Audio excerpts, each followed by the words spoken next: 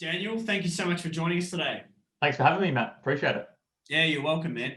Now, you are running your business as a coach, hmm and I know that one of the things that you do is you run workshops to be able to, meet new people. You're doing some work with us, doing some, some mentoring and facilitating and things like that, which is which, hmm which is awesome. What do you love the most about actually being a speaker and having those skills? What's your favorite thing?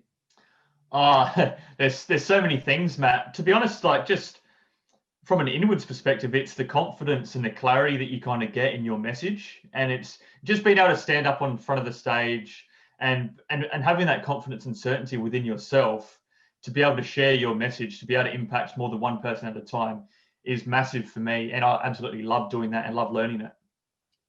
Good on you. It's a powerful thing, isn't it? When you get to you know that you're part of impacting someone else's life in a positive way. Mm, I really think that that is a key part of being a speaker. Let alone if we are doing. I know one of our students, they're electricians, right, mm, and they do education to other electricians, yeah. but they do it from a place of like empowering the electricians to be able to be their best. And I know Mm, what you do is it's about you're empowering people as well. mhm. What is the feeling you get when you're on stage and you know you're really making a difference? Oh, it's a feeling of it's connection and it's just joy because when people are getting into it, they're digging the content, they're digging the message that you have to say. It just feels like a conversation between someone you've known for 20 years. That's what it feels like. And just to be able to share some really cool stuff, which is going to really help them, which they can then share, it's just, it's a win-win. It just feels really, really good. When you first started and you did your education, what were some of the fears that you had around speaking? Like, was it like, I'm going to forget what I'm going to say, I'm going to make mistakes? Like, what was it for you? Oh, it's probably the biggest fear was just, putting yourself out there in front of people. It's a scary thing to do. I've done it on smaller levels, but just especially with new content as well, getting in front of people with this new content, which I've learned, that's what I was scared about. So just putting yourself out there, really. Yeah, I was the same. Yeah, I think it's a big deal when you first run a training, yeah, and I was thinking, oh my god, I'm gonna stuff this up. I'm gonna forget what I'm gonna say. For me, I think the most important part of learning to become a speaker was mm, knowing that it's not just about the confidence.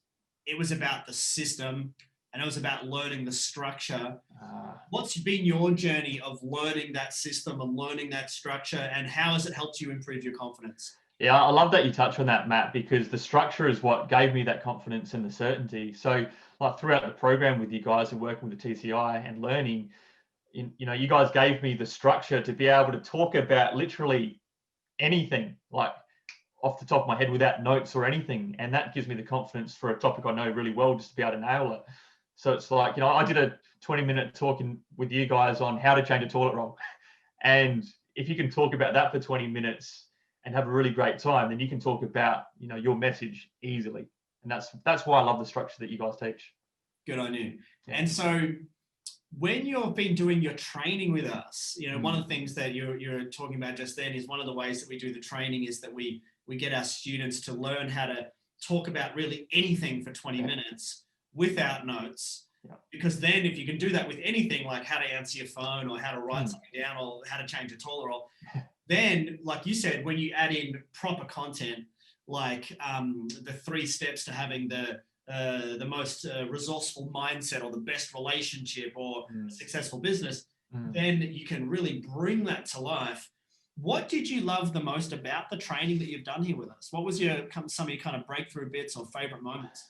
Oh, honestly, they were amazing. It's just the growth that I experienced within myself. I honestly felt like in some of those trainings I did after the week I'd done them, I just reached like a new level in my life. And I felt different. I seriously felt different. It's like, wow, like I had unlocked a part of me which I didn't even know was there, and which I feel everyone has that in them. And I unlocked that. So yeah, that's what I loved. It's powerful. Yeah, it is. It's really powerful. And I think Mm, that's a really awesome part of being a speaker is it's not just about just learning the skill. mm, It's about stepping into a more powerful version of ourselves. I think about speaking as leadership. right? So ultimately you're stepping into saying, well, I'm going to lead the room. I'm going to lead these group of people, whether it be a podcast you're on or a group session or a live event or something like that. It's leadership. And I love what you said. It's that you tapped into a part of you that you didn't even know was there. I really connect with that.